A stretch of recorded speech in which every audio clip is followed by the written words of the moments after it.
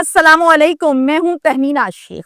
لاہور کا بڑا دکھی ترین واقعہ اور دکھی دل کے ساتھ میں آج کے ویلاگ میں آپ کے سامنے رکھنے جا رہی ہوں۔ ایک نئی نویلی دلہن ہے جس کی تصویر آپ لوگ دیکھ رہے ہیں اسکرین پر۔ اس دلہن کا نام ہے ہیرا۔ یہ جو تصویریں آپ دیکھ رہی ہیں یہ مہندی کی تصاویر ہیں اور بارات کی تصاویر ہیں۔ بارات کو یہ دلہن بنی اور مہندی کو مہندی والے دن اس کی رسم حنا پر اس کو پیلا جوڑا پہنایا گیا، پھول رکھے گئے، مہندی لگائی گئی۔ یہ خوبصورت پیاری نئی نویلی دلہن اس ٹائم میو ہاسپٹل میں آئی سی یو کے وارڈ میں وینٹیلیٹر پر زندگی اور موت کی جنگ لڑ رہی ہے۔ اس کے گھر والے اسی آئی سی یو وارڈ کے باہر بیٹھ کے رو رو کر اللہ سے التجائیں کر رہے ہیں، دعائیں کر رہے ہیں کہ اللہ تعالیٰ ہیرا کو صحت دے دے، ہیرا کی زندگی بڑھا دیجئے، رحم کیجئے۔ ایسا کیا ہوا ہیرا کے ساتھ کہ ہیرا وینٹیلیٹر پر پہنچ گئی؟ ابھی تو نئی نئی یہ شادی ہوئی تھی، ابھی تو دعوتوں کے ٹائم تھے، ابھی تو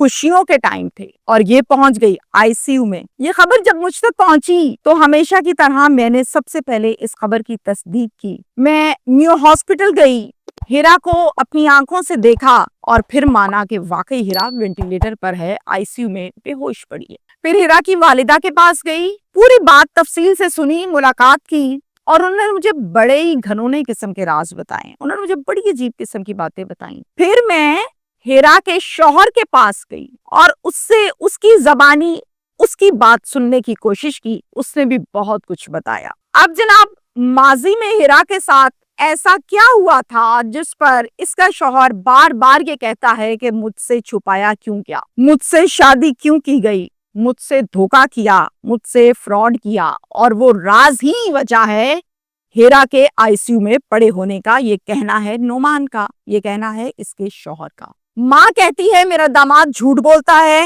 داماد کہتا ہے کہ ماں ہمیشہ سے باتوں کو چھپاتی آئی ہے اور آج بھی چھپا رہی ہے۔ سچا کون ہے؟ ماں، شوہر اور اس ٹائم ہیرا جو کہ وینٹیلیٹر پر پڑی ہے، اس کا قصور کیا ہے؟ بھئی شادی تو کی جاتی ہے خوشیوں کے لیے، وینٹیلیٹر کے لیے نہیں۔ اب یہ تمام چیزیں، یہ ساری حقیقت کیا ہے، میں آج کے ویلاگ میں آپ کے ساتھ شیئر کروں گی۔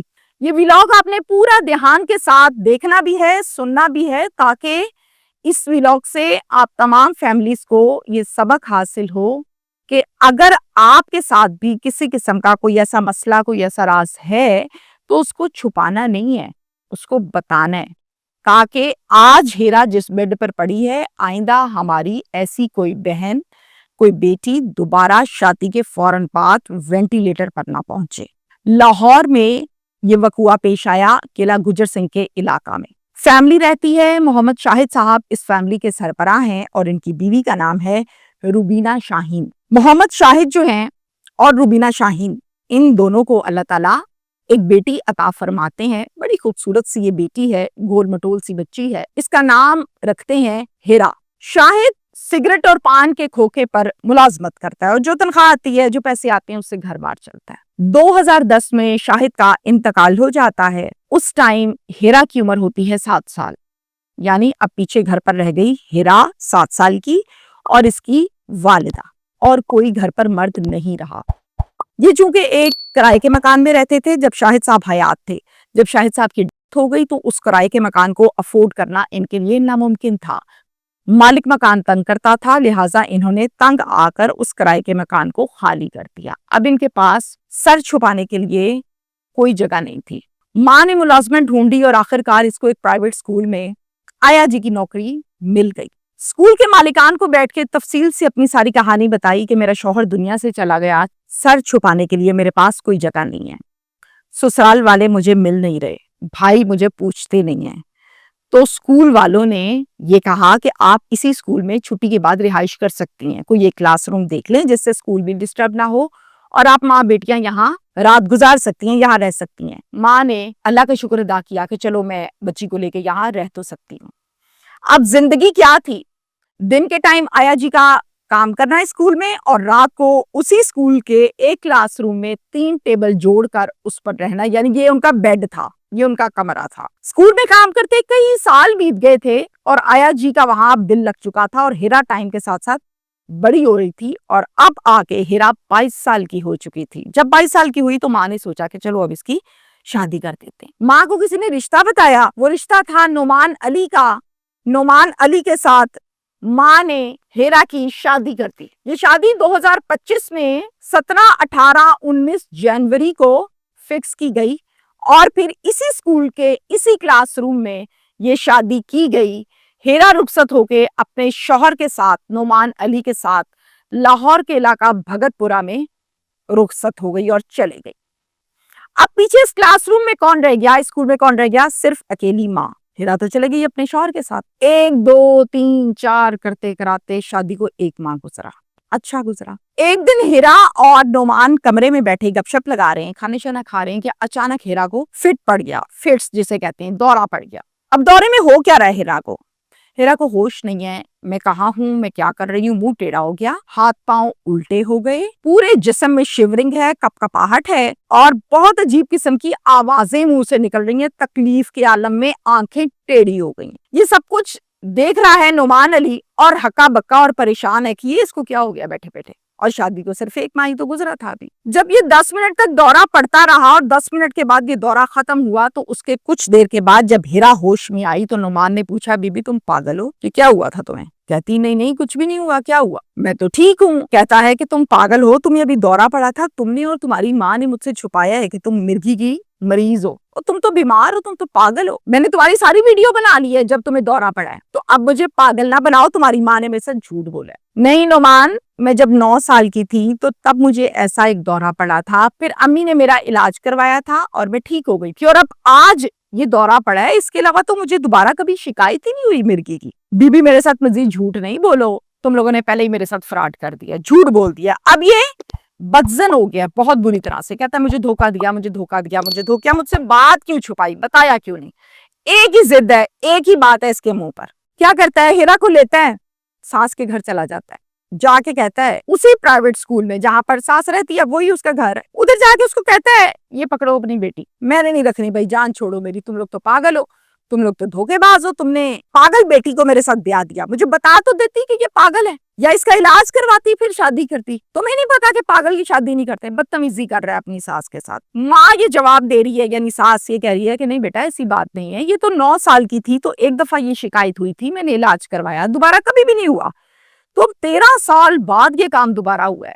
मुझे लगता है कि तुम दोनों का कोई झगड़ा हुआ है, तुमने कोई टेंशन इसको दिया है या इसके ससुराल में से किसी ने दी है जो बच्ची को दोबारा से ये दौरा पड़ गया। नोमान पहले बदजन था, जैसे उसने ये सुना उसने कहा अच्छा हमारे पे डाल दो, तुम लोग तो आवे का आवा बिगड़ावे, इसे पकड़ो, मैंने नहीं रखना, इसका इलाज कराओ, ठीक कराओ, फिर मैं सोचूंगा कि मैंने इसको रखना है या नहीं।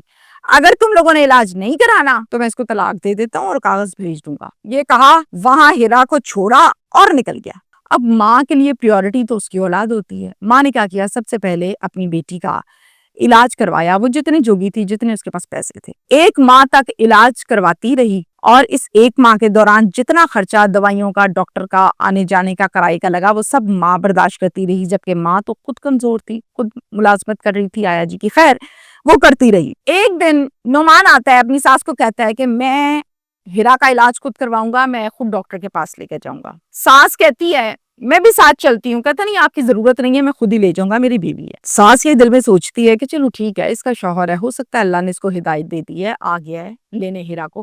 कहती ठीक है बेटा ले जाओ और अल्लाह तुम लोगों को खुश रखे।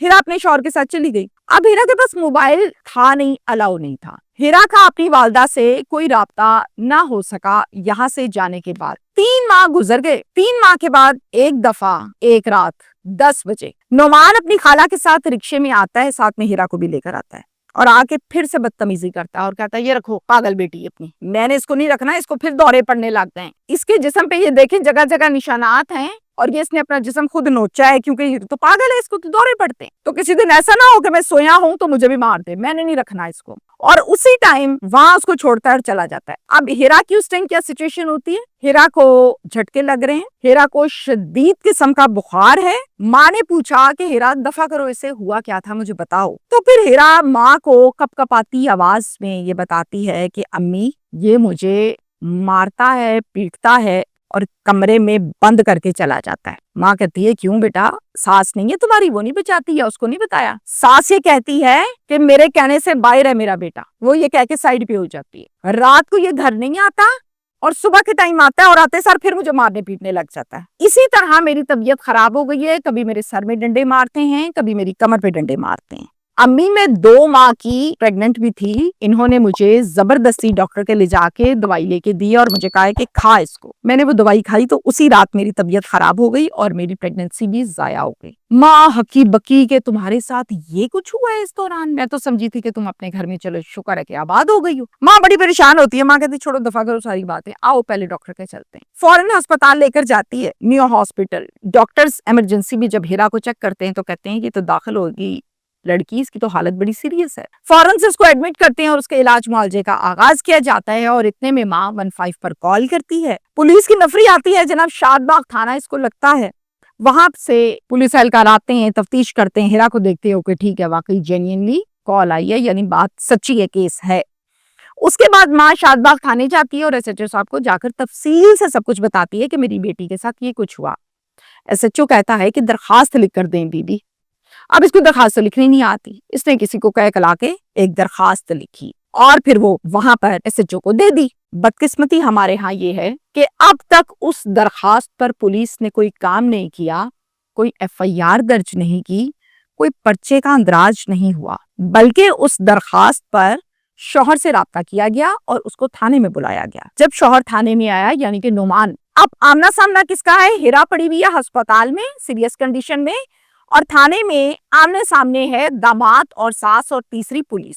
نعمان آتا ہے اور آ کر پولیس والوں کو بتاتا ہے کہ جی انہوں نے میرے ساتھ دھوکا کیا ہے، انہوں نے فراڈ کیا ہے، انہوں نے اپنی پاگل لڑکی کو، مرگی والی لڑکی کو میرے ساتھ شادی کر دی اور مجھے انہوں نے بتایا بھی کچھ نہیں، میرے ساتھ فراڈ کیا ہے انہوں نے۔ یہ تو شکر ہے کہ اس کو دورہ پڑ گیا اور مجھے پتا چل گیا کہ اس کے ساتھ یہ مسئلہ ہے، یہ تو ابھی تک بھی اس بات کو نہیں مانتے۔ ماں کہتی ہے کہ دیکھو مجھے تم آلریڈی بڑا ذلیل کر چکے ہو، بیٹی میری ہسپتال میں پڑی ہے، تم اب بھی الزام لگا رہے ہو، میں نے تمہیں کہا کہ میری بچی بیمار نہیں ہے۔ پھر پولیس والوں کو کہتی ہے کہ آپ ہی کچھ کر لیں، لیکن پولیس والوں نے اس درخواست کو درخواست ہی رہنے دیا، پرچہ نہیں درج کیا، نہ کسی قسم کا ہیرا کا ملاحظہ کیا گیا۔ آپ کو یاد رہے کہ جب 15 کی کال چلائی گئی تھی، چوکی والے آئے تھے، شاد باغ تھانے والے آئے تھے، انہوں نے آ کے ہیرا کو دیکھا تھا نیو ہاسپٹل میں، جس کی سیریس کنڈیشن تھی، جو آئی سی یو میں تھی، جو وینٹیلیٹر پر تھی۔ اس کے باوجود پولیس نے اپنی آنکھوں سے دیکھا ہیرا کو، اس کے باوجود پرچہ نہیں درج کیا اور پھر ایسے پیشنٹ کا ملاحظہ بھی نہیں کرایا۔ ملاحظہ کیسے کہتے ہیں؟ میڈیکل کو۔ میڈیکل رپورٹ آج تک جب بھی ہیرا کی ماں مانگتی ہے کہ آپ لوگ کہتے ہیں کہ جی آپ لوگوں نے وہیں پہ ہسپتال میں آ کے ملاحظہ کر لیا تو رپورٹ دے دیں، تو آگے سے ہسپتال والے کہتے ہیں تفتیشی کو دیں گے، اور تفتیشی کہتا ہے کیڑی رپورٹ؟ تفتیشی کا نام ہے سب انسپیکٹر فرقان۔ جناب پرچہ درج ہوا نہیں، ملاحظہ کیا نہیں گیا، اور اگر کیا گیا تو رپورٹ ہی نہیں دی گئی۔ یہ سارے کا سارا کھاتا ہے۔ ماں کلیم کرتی ہے کہ پولیس نے پیسے کھا لیے، اس لیے یہ میری بات نہیں سن رہی۔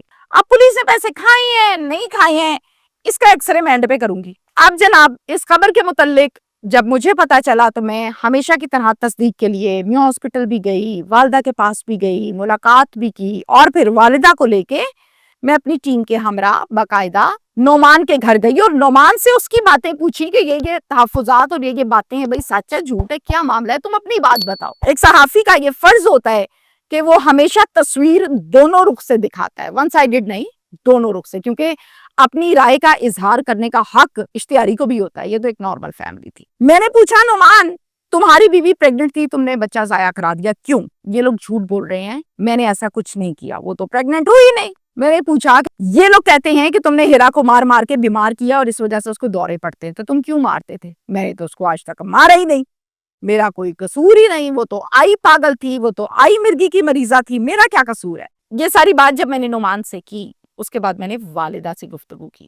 والدہ سے میں نے پوچھا کہ دیکھیں ماں جی سچویشن آپ کے سامنے ہے، فیصلہ آپ کی بچی کا ظاہر ہے میرا نہیں ہے، کسی اور کا نہیں ہے، تو ابھی بھی آپ اپنی بچی کو یہاں رکھنا چاہتی ہیں؟ کیونکہ نعمان تو یہ کہتا ہے کہ میں نے بسانی ہے۔ تو والدہ کہتی ہے نہ بابا نہ، میرے ہاتھ کھڑے ہیں، اب تو اس کی حالت ہی کوئی نہیں ہے، اللہ اس کو زندگی دے، اگر میں نے اب بھیجی دوبارہ سے اس کے پاس تو اس نے تو تلی کر دینی ہے، زہر کھلا دے گا، تو میں کہاں جاؤں گی اپنی بچی کو لے کے؟ یہ سٹیٹس اس کیس کا اس ٹائم جو میں نے آپ کو بتایا یہ یہاں ہے، ہسپتال میں لڑکی پڑی ہے، ماں گلیوں کے، ہسپتالوں کے اور تھانے کے چکر لگا رہی ہے، اور نعمان صاحب اپنے گھر بیٹھے ہوئے ہیں کہ میرے ساتھ جھوٹ بولا، میرے ساتھ جھوٹ بولا۔ میسج آپ کو میں یہ دوں گی، سب سے پہلے میرا انٹرسٹ یہ ہے اس کیس میں کہ اللہ تعالیٰ ہیرا کو صحت دے، زندگی دے، خدا کی ذات وہ ذات ہے جس کے پاس مردے کو زندہ کرنے کا اختیار ہے، پاور ہے، تو اللہ ہیرا کو صحت دے۔ سب سے پہلی تو یہ بات ہے۔ اگر فرض کے طور پہ زندگی کے کسی حصے میں بیٹی کو کوئی بیماری، کوئی مسئلہ ہو جاتا ہے، اس میں کوئی برائی نہیں ہے، کوئی بھی بیمار ہو سکتا ہے، تو آپ اس بیماری کو چھپا کر پردہ ڈال کے شادی نہ کریں، جہاں شادی کر رہے ہیں اس کو سارا کچھ کھول کے بتائیں اور پھر رشتہ کریں۔ ہیرا کا کیس زیادہ بگڑا یہاں سے کہ ہیرا کو ساتھ پہلے یہ مسئلہ تھا، ماں نے چھپایا، شاید یہ سمجھا کہ اب تو ٹھیک ہو گئی، 13 سال گزر گئے، لیکن یہ مسئلہ پھر سے ابھر گیا، تو یہاں سے کیس خراب ہوا۔ اب میں آپ کو یہ بتاؤں کہ جس رشتے کا آغاز ہمیشہ جھوٹ سے کیا جائے، لکھ کر رکھ لیں کہ وہ رشتہ بھی خراب ہی ہوتا ہے، اور ایسے معاملات میں کبھی اچھائی نہیں ہوتی، برائی ہی ہوتی ہے، کیونکہ آپ لوگوں نے جڑ ہی اس کی جھوٹ پر رکھی ہے۔ اب شوہر کو ہرگز یہ اختیار نہیں ہے کہ اگر شادی کے بعد، نکاح میں بڑی پاور ہوتی ہے، بڑی طاقت ہوتی ہے، نکاح ہو گیا تو لڑکی آپ کی ذمہ داری ہے، نانو نفقہ، اس کی بیماری، اس کی صحت، سب آپ کی ذمہ داری ہے۔ شادی کے بعد شوہر اگر دیکھے کہ میری بیوی کو تو یہ دورہ پڑے مسئلہ ہے تو چلو جس کی پھینٹی چڑھاؤ، نہیں، شوہر کو بالکل بھی اختیار نہیں ہے، ہرگز ہی اختیار نہیں ہے کہ وہ مارے پیٹے، جا کے اپنی ساس کو ذلیل کرے، بیوی کو سڑکوں پہ پھینکے، ساس کے گھر پھینکے، بالکل اس چیز کا اختیار نہیں ہے۔ بیوی کی بیماری، صحت، روٹی پانی کی ذمہ داری اس کے شوہر کے اوپر فرض ہے، معاشرتی طور پہ بھی اور دینی طور پہ بھی اس کی چھٹی کوئی نہیں ملنی، نہ یہاں نہ وہاں۔ اچھا، اس کے ساتھ ساتھ جب ہم بات کرتے ہیں اس ضد کے حوالے سے جو کہ نعمان لگا کے بیٹھا ہے کہ مجھے پہلے کیوں نہیں بتایا، مجھے پہلے کیوں نہیں بتایا، بھئی آپ کو پہلے نہیں بتایا، اوکے ڈن، نہیں ایسا کرنا چاہیے تھا لیکن ایسا ہو گیا۔ کیا ہم اس معاشرے میں رہتے ہیں کہ جہاں بیٹی کی شادی کرتے ہیں، رشتہ کرتے ہیں تو اس سے پہلے اس کے پوری باڈی کے ٹیسٹ کرواتے ہیں؟ بھئی یہ لو جی ٹیسٹوں کی رپورٹ آ گئی ہے، دیکھ لو رپورٹیں نارمل ہے، اب بتاؤ رشتہ کرنا ہے ہماری بچی سے؟ کس قدر گھٹیا بات ہے یہ، ہم اس معاشرے میں رہتے ہیں کیا؟ تو یہ ضد اور یہ باتیں غلط ہیں۔ شکریہ۔